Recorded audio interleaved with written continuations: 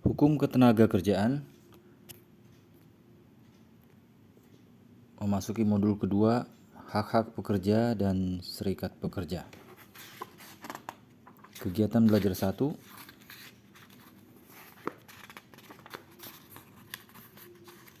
pekerja atau buruh perempuan dan anak.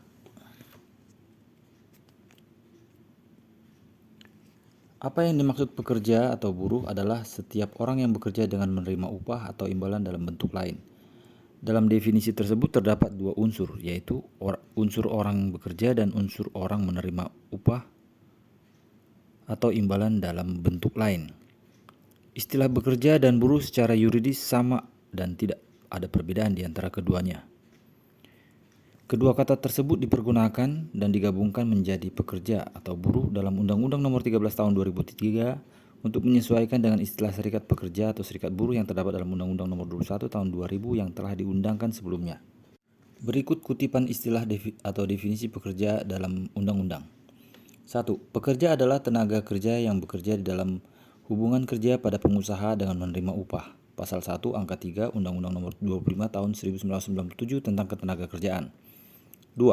Pekerja adalah setiap orang yang bekerja dengan menerima gaji, upah, atau imbalan dalam bentuk lain. Pasal 1 angka 11 Undang-Undang Nomor 40 Tahun 2004 tentang Sistem Jaminan Sosial Nasional. 3. Pekerja adalah setiap orang yang bekerja dengan menerima gaji, upah, atau imbalan dalam bentuk lain. Pasal 1 angka 8 Undang-Undang Nomor 24 Tahun 2011 tentang Badan Penyelenggara Jaminan Sosial. Penyamaan definisi mempengaruhi penamaan organisasi masing-masing. Serikat buruh, serikat pekerja, serikat karyawan, atau organisasi wadah pegawai di luar kedinasan lainnya memiliki definisi yang sama, yaitu organisasi yang memperjuangkan, membela, serta melindungi hak dan kepentingan pekerja atau buruh serta meningkatkan kesejahteraan pekerja atau buruh dan keluarganya. Pendefinisian tersebut ditegaskan di dalam Undang-Undang Nomor 21 Tahun 2000 tentang serikat buruh, serikat pekerja, dan undang-undang lainnya yang terkait dengan hubungan industrial seperti Undang-Undang Nomor 13 Tahun 2003 dan Undang-Undang Nomor 2 Tahun 2004. Undang-undang dimaksud merupakan hasil ratifikasi dari konvensi ILO. Namun jika terdapat perbedaan, biasanya terletak pada sejarah terbentuknya masing-masing organisasi. Di dalam penjelasan Undang-Undang Nomor 21 Tahun 2000 ditegaskan bahwa pekerja atau buruh merupakan mitra kerja pengusaha yang sangat penting dalam proses produksi dalam rangka meningkatkan kesejahteraan pekerja atau buruh dan keluarganya, menjamin kelangsungan perusahaan, dan meningkatkan kesejahteraan masyarakat Indonesia pada umumnya. Sehubungan dengan hal itu, serikat pekerja atau serikat buruh merupakan sarana untuk memperjuangkan kepentingan pekerja atau buruh dan menciptakan hubungan industrial yang harmonis, dinamis, dan berkeadilan. Oleh karena itu, pekerja, buruh, dan serikat pekerja atau serikat buruh harus memiliki rasa tanggung jawab atas kelangsungan perusahaan, dan sebaliknya perusahaan harus memperlakukan pekerja atau buruh sebagai mitra sesuai dengan harkat dan martabat kemanusiaan. B. Kedudukan pekerja atau buruh perempuan. Ketentuan yang mengatur mengenai perlindungan bagi pekerja perempuan baik dalam konvensi internasional maupun peraturan perundang-undangan di Indonesia antara lain: 1. Convention on the Elimination of All Forms of Discrimination Against Women yang telah diratifikasi dengan Undang-Undang Nomor 7 Tahun 1984, disingkat CEDAW, CEDAW. 2. ILO Convention Nomor 183 Tahun 2000 on Maternity Protection atau Konvensi ILO mengenai perlindungan maternitas. 3. Undang-Undang Nomor 13 Tahun 2003 tentang Ketenagakerjaan atau Undang-Undang Ketenagakerjaan. 4. Undang-Undang Nomor 39 Tahun 1999 tentang Hak Asasi Manusia atau Undang-Undang HAM. 5. Undang-Undang Nomor 36 Tahun 2009 tentang Kesehatan atau Undang-Undang Kesehatan. Pekerja atau buruh perempuan dalam Undang-Undang Nomor 13 Tahun 2003 mendapatkan perhatian khusus, di antara perhatian khusus yang dimaksud meliputi: 1. Ketentuan jam kerja dan jenis pekerjaan. A. Pekerja atau buruh perempuan yang berusia kurang dari 18 tahun dilarang dipekerjakan antara pukul 23 hingga pukul 7. B. Pekerja atau buruh perempuan yang hamil yang menurut keterangan dokter berbahaya bagi kesehatan dan keselamatan diri dan kandungan jika bekerja di malam hari. Dilarang dipekerjakan antara pukul 23 hingga pukul 7. C. Pengusaha yang mempekerjakan pekerja atau buruh perempuan antara pukul 23 hingga 7 wajib 1. Memberi makanan dan minuman bergizi. 2. Menjaga kesusilaan dan keamanan selama di tempat kerja. D. Pengusaha wajib mengusahakan angkutan antar jemput bagi pekerja atau buruh perempuan yang berangkat dan pulang kerja antara pukul 23 hingga pukul 5 pagi. 2. Ketentuan larangan hamil.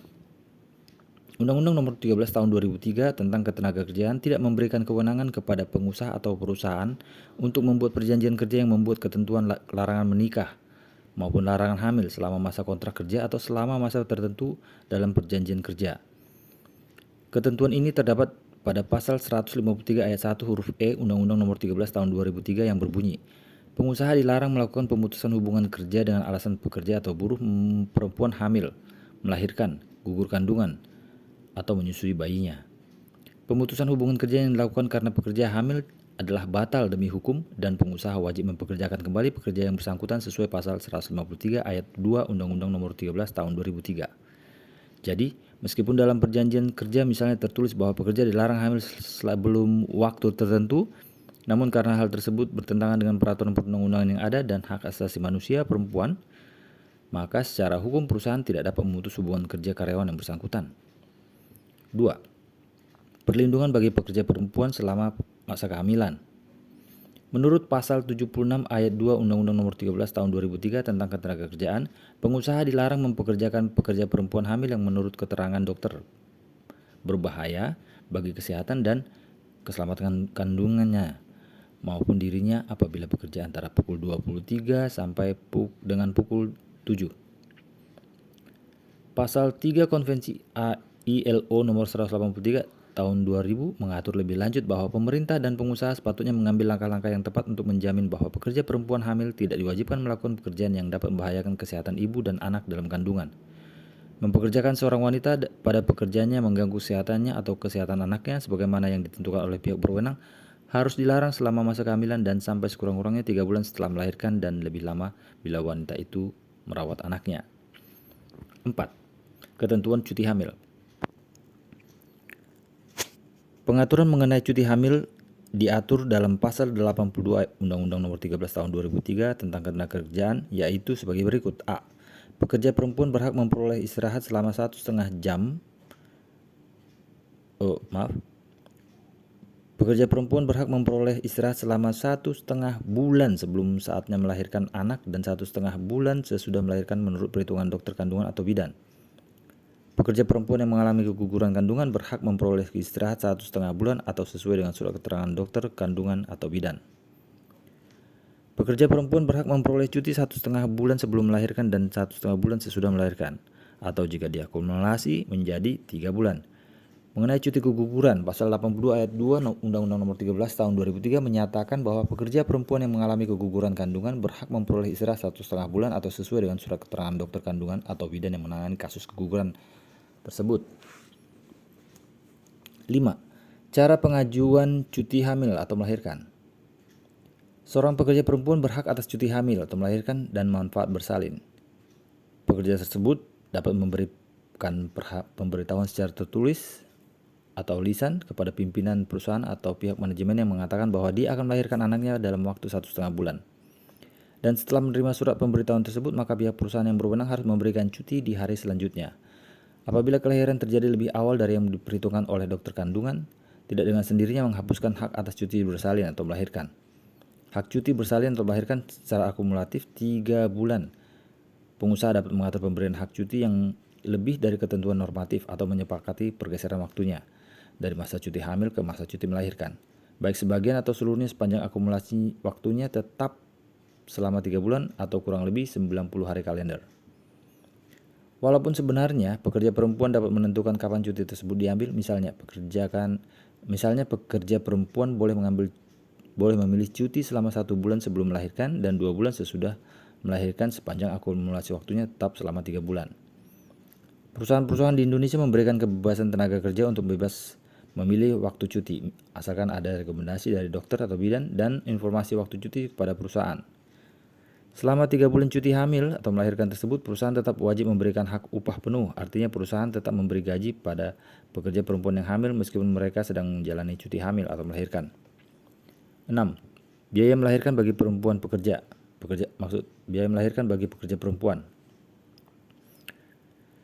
Pasal 4 ayat 1 Undang-Undang Nomor 3 Tahun 1992 tentang Jaminan Sosial Tenaga Kerja dan Pasal 2 ayat 3 PP Nomor 14 Tahun 1993 tentang penyelenggaraan program jaminan sosial tenaga kerja menyatakan bahwa pengusaha yang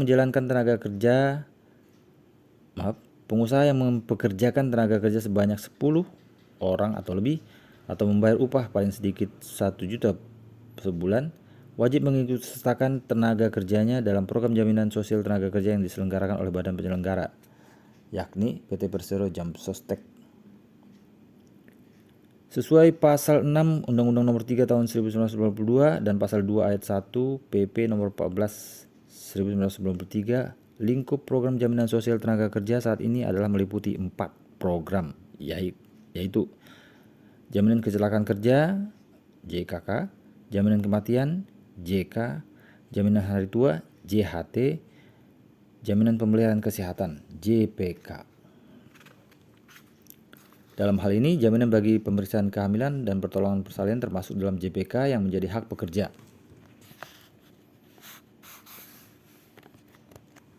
Cakupan program JPK ini termasuk pelayanan persalinan, yaitu pertolongan persalinan yang diberikan kepada pekerja perempuan, berkeluarga, atau istri pekerja peserta program JPK maksimum sampai dengan persalinan ketiga. Besar bantuan biaya persalinan normal setinggi-tingginya ditetapkan Rp500.000.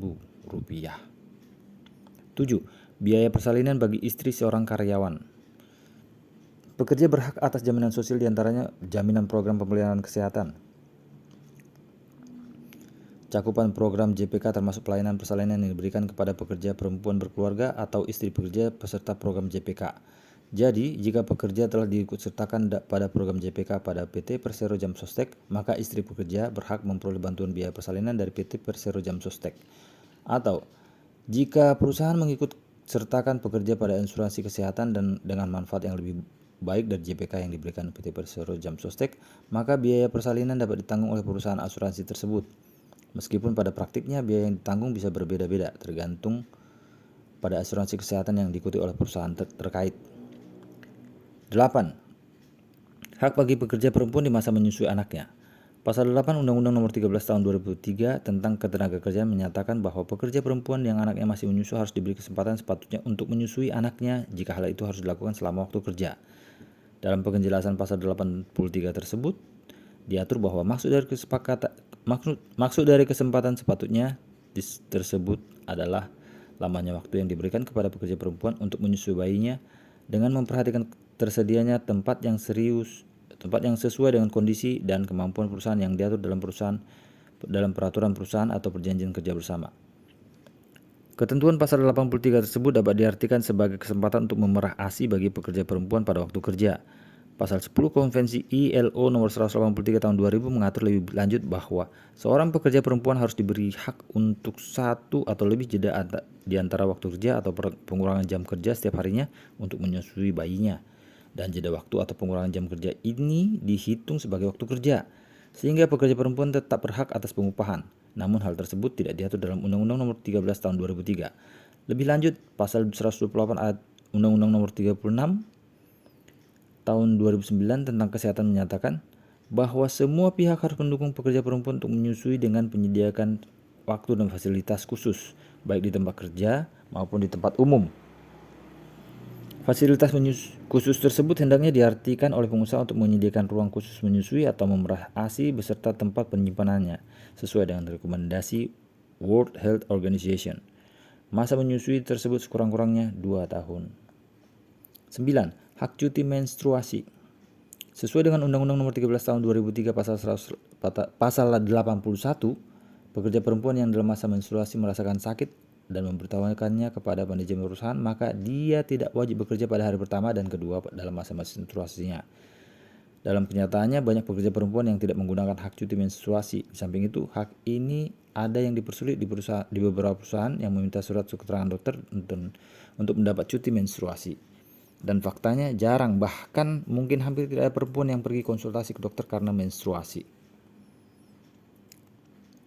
C besar. Kedudukan pekerja atau buruh anak. Pekerja anak adalah bagian dari anak yang bekerja atau working children, namun yang tidak sesuai dengan aturan ketenagakerjaan dalam konvensi ILO. Sebab pada dasarnya anak-anak yaitu mereka yang menurut Undang-Undang Nomor 23 Tahun 2002 berusia 18 tahun ke bawah tidak boleh bekerja kecuali keadaan terpaksa yang disebabkan adanya persoalan ekonomi dan sosial dari keluarga si anak dan yang tidak menguntungkan. Ini berarti dalam situasi darurat seorang anak boleh bekerja, tapi itu pun dengan tidak boleh menyimpang dari ketentuan yang diatur dalam undang-undang.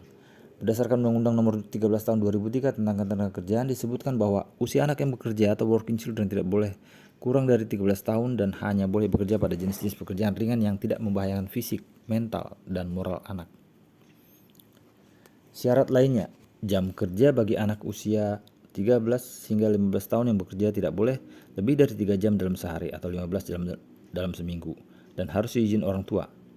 Sementara anak yang berusia antara 15 sampai 17 tahun hanya boleh bekerja maksimal 40 jam dalam seminggu dan tetap harus izin orang tua. Di samping itu, anak juga harus tetap bersekolah.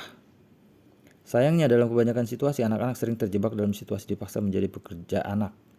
Survei Pekerja Anak (SPA) dari Badan Pusat Statistik (BPS) bekerjasama dengan Organisasi Perburuan Internasional ILO pada tahun 2009 menemukan bahwa di Indonesia jumlah anak yang bekerja atau working children sebesar 4,1 juta anak, di mana 1, juta jiwa diantaranya berstatus pekerja anak, yaitu terdapat sekitar 674.000 anak di bawah 13 tahun berstatus pekerja, sekitar 321.000 anak umur 13-14 tahun bekerja lebih dari 15 jam per minggu, dan sekitar 760.000 jiwa anak umur 15-17 tahun bekerja di atas 40 jam per minggu. 1. Ketentuan normatif mengenai pekerja anak. Pertama, Undang-Undang Nomor 13 Tahun 2003 tentang Ketenagakerjaan. Undang-undang ini mengatur mengenai hal yang berhubungan pekerja anak mulai dari batas usia diperbolehkan kerja, siapa yang tergolong anak, pengupahan, dan perlindungan bagi pekerja anak. Kedua, Undang-Undang Nomor 2 Tahun 1999 tentang ratifikasi Konvensi ILO Nomor 138 Tahun 1973 mengenai batas usia minimum diperbolehkan bekerja. Undang-undang ini mengatur dengan jelas tentang umur minimum seorang untuk bekerja. A. Umur minimum tidak boleh kurang dari 15 tahun. Negara-negara yang fasilitas ekonomi dan pendidikannya belum dikembangkan secara memadai dapat menetapkan usia minimum 14 tahun untuk bekerja pada tahap permulaan. Umur minimum yang lebih tua yaitu 18 tahun tetap ditetapkan untuk jenis pekerjaan yang berbahaya yang sifat maupun situasi di mana pekerjaan tersebut dilakukan kemungkinan besar dapat merugikan kesehatan, keselamatan, dan moral anak. C. Umur minimum yang lebih rendah untuk pekerjaan ringan ditetapkan pada umur 13 tahun. Ketika Undang-Undang Nomor 1 Tahun 2000 tentang ratifikasi Konvensi ILO Nomor 182 Tahun 1999 mengenai pelarangan dan tindakan segera penghapusan bentuk-bentuk pekerjaan terburuk untuk anak. Undang-undang ini menghimbau adanya pelarangan dan aksi untuk menghapuskan segala bentuk perbudakan atau praktek-praktek sejenis perbudakan, seperti penjualan dan perdagangan anak-anak, kerja ijon, dan kerja paksa, termasuk pengerahan anak-anak secara paksa atau untuk dimanfaatkan dalam konflik bersenjata dengan menerapkan undang-undang dan peraturan. 2. Bentuk pekerjaan yang diperbolehkan untuk anak-anak. Pada prinsipnya anak tidak boleh bekerja, dikecualikan untuk kondisi dan kepentingan tertentu anak diperbolehkan bekerja, sebagaimana diatur dalam Undang-Undang Nomor 13 Tahun 2003 tentang Ketenagakerjaan. Bentuk pekerjaan tersebut antara lain: A. Pekerjaan ringan. Anak-anak yang berusia 13 sampai dengan 15 tahun diperbolehkan melakukan pekerjaan ringan sepanjang tidak mengganggu perkembangan dan kesehatan fisik, mental, dan sosial. Pengusaha yang mempekerjakan anak pada pekerjaan ringan baru memenuhi persyaratan. 1. Izin tertulis dari orang tua atau wali. 2. Perjanjian kerjasama perjanjian kerja antar pengusaha dengan orang tua atau wali. 3. Waktu kerja maksimum 3 jam. 4. Dilakukan pada siang hari dan tidak mengganggu waktu sekolah. 5. Menjamin keselamatan dan kesehatan kerja. 6. Adanya hubungan kerja yang jelas dan 7. Menerima upah sesuai dengan ketentuan yang berlaku. Itu tadi pekerjaan ringan. Sekarang pekerjaan dalam rangka bagian kurikulum pendidikan atau pelatihan. Anak dapat melakukan pekerjaan yang merupakan bagian dari kurikulum pendidikan atau pelatihan yang disahkan oleh pejabat berwenang dengan ketentuan. 1. Usia paling sedikit 14 tahun. 2. Diberi petunjuk yang jelas tentang cara pelaksanaan pekerjaan serta mendapat bimbingan dan pengawasan dalam melaksanakan pekerjaannya. 3. Diberi perlindungan keselamatan dan kesehatan kerja. C. Jenis-jenis bentuk pekerjaan yang diperbolehkan untuk anak. C. Pekerjaan untuk mengembangkan bakat dan minat. Untuk mengembangkan bakat dan minat anak dengan baik, maka anak perlu diberikan kesempatan untuk menyalurkan bakat dan minatnya. Untuk menghindarkan terjadi eksploitasi terhadap anak, pemerintah secara tegas mengesahkan kebijakan berupa Kepmenaker Trans nomor Kep 115 Men 7 tahun 2004 tentang perlindungan bagi anak yang melakukan pekerjaan untuk mengembangkan bakat dan minat. Dalam Kepmenaker Trans nomor Kep 115-Men-7 Romawi -2004 dijelaskan bahwa pekerjaan untuk mengembangkan bakat dan minat harus memenuhi kriteria. 1. Pekerjaan tersebut bisa dikerjakan anak sejak usia dini. 2. Pekerjaan tersebut dimenangi anak. 3. Pekerjaan tersebut berdasarkan kemampuan anak. 4. Pekerjaan tersebut menambahkan kreativitas dan sesuai dengan dunia anak. Dalam mempekerjakan anak untuk mengembangkan bakat dan minat yang berumur kurang dari 5 tahun, pengusaha wajib memenuhi persyaratan sebagai berikut. 1. Membuat perjanjian kerja secara tulis dengan orang tua atau wali yang mewakili anak, membuat kondisi dan syarat kerja sesuai dengan ketentuan yang berlaku. 2. Mempekerjakan di luar waktu kerja. 3. Memenuhi ketentuan waktu kerja paling lama 3 jam dan 12 jam per minggu. 4. Melibatkan orang tua atau wali di lokasi tempat kerja untuk melakukan pengawasan langsung. 5. Menyediakan tempat dan lingkungan kerja yang bebas dari peredaran dan penggunaan narkotika, perjudian, minuman keras, dan prostitusi, dan hal-hal sejenis yang memberikan pengaruh buruk terhadap perkembangan fisik, mental, dan sosial anak. 6. Menyediakan fasilitas tempat istirahat selama waktu tunggu. 7. Melaksanakan syarat-syarat keselamatan dan kesehatan kerja.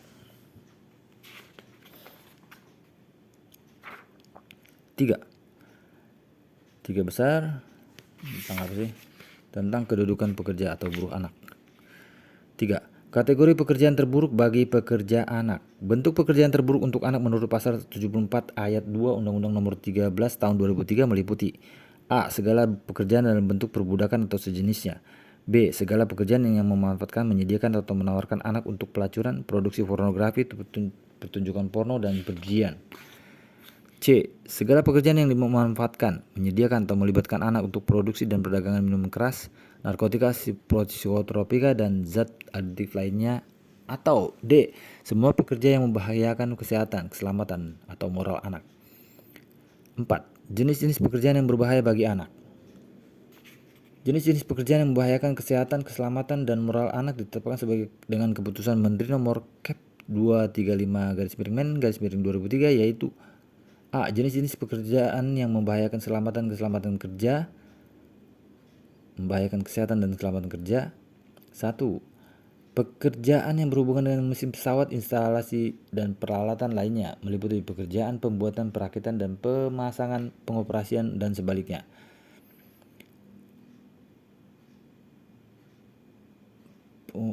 Pemasangan, pengoperasian, dan perbaikan. A. Mesin-mesin. B. Pesawat. C. Alat berat, traktor, pemecah batu, grader, penyampur aspal, mesin pancang. D. Instalasi, pipa bertekanan listrik, pemadam kebakaran, dan saluran listrik. E. Peralatan lainnya, tanur, dapur peleburan, lift, pencacah. F.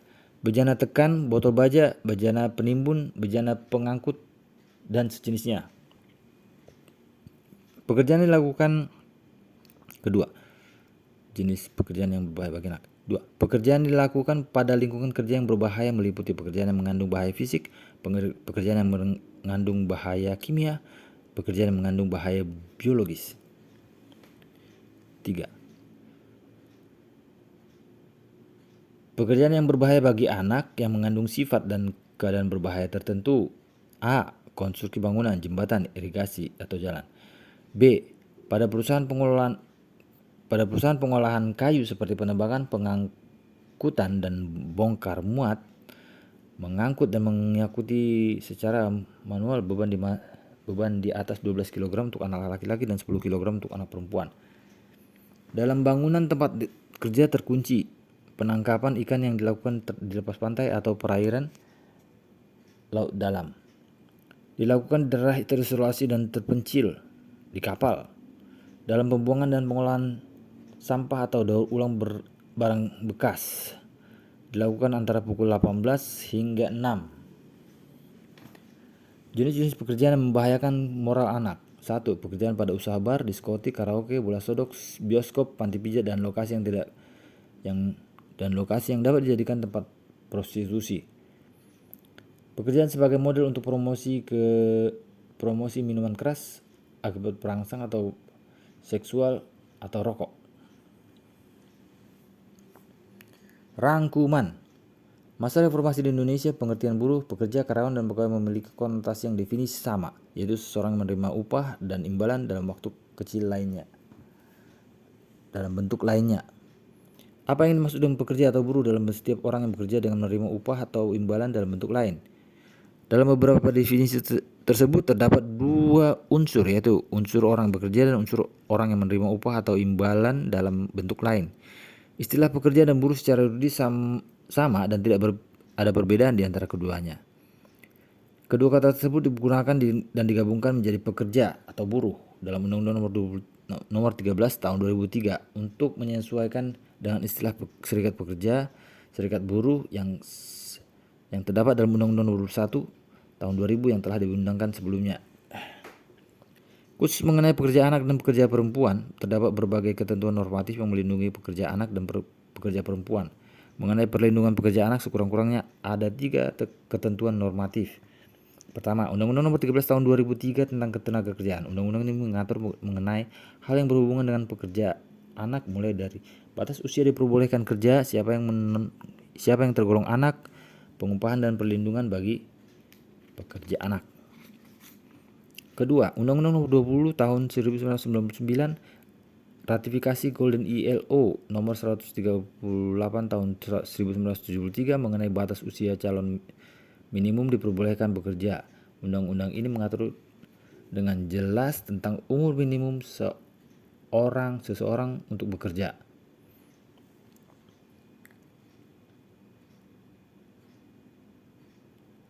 Ketiga, Undang-Undang nomor 1 tahun 2000 tentang ratifikasi konvensi ILO nomor 182 tahun 1999 mengenai pelarangan dan tindakan segera penghapusan bentuk-bentuk pekerjaan terburuk untuk anak. Undang-undang ini menghimbau adanya pelarangan dan aksi untuk menghapuskan segala bentuk perbudakan atau praktik-praktik sejenis. Perbudakan seperti penjualan dan perdagangan anak, kerja ijon dan kerja paksa, termasuk pengerahan anak-anak atau pengerahan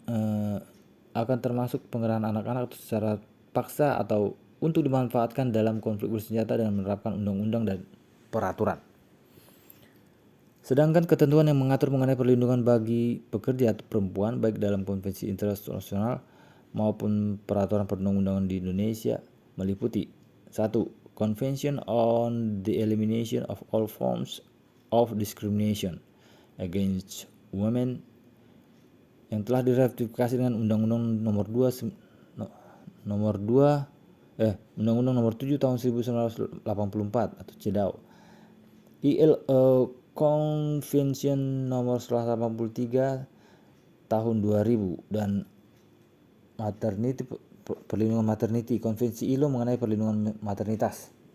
4. Undang-Undang nomor 13 tahun 2003 tentang ketenagakerjaan atau Undang-Undang Ketenagakerjaan 4. Undang-Undang Nomor 39 Tahun 1999 tentang Hak Usaha Manusia atau Undang-Undang HAM. 5. Undang-Undang Nomor 36 Tahun 2009 tentang Kesehatan atau Undang-Undang Kesehatan. Bab 3 selesai. Bagi yang merasa cara membaca saya masih lambat, kalian bisa mempercepatnya di pemutaran video YouTube. Terima kasih.